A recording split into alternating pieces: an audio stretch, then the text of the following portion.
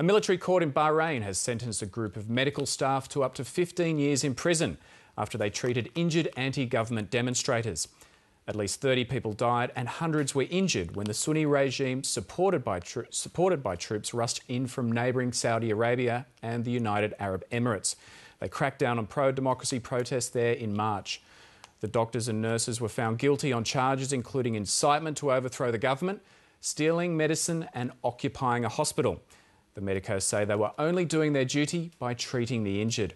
This report from the BBC's Caroline Hawley. These are some of the medics now facing years in jail. Top doctors, including surgeons, paediatricians, as well as the head of nursing at Bahrain's main hospital.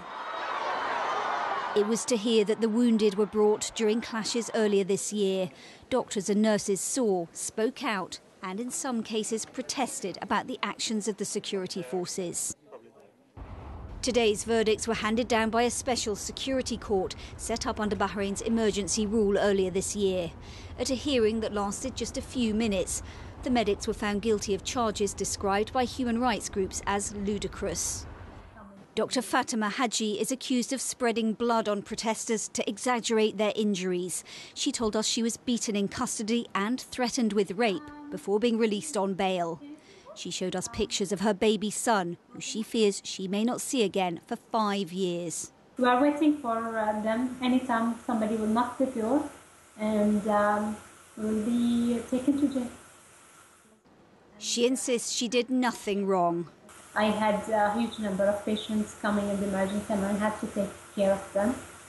And I thought, and I still think, what I did is a total act of humanitarian thing and did my professional job.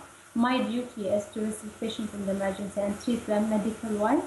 And I did that, and I'm glad about it. The government has accused the doctors and nurses of siding with hardliners demanding the overthrow of the government. They basically attempted a coup d'etat, and no one is above the law, neither if you're a doctor or a nurse or a member of the royal family. The law has to stick.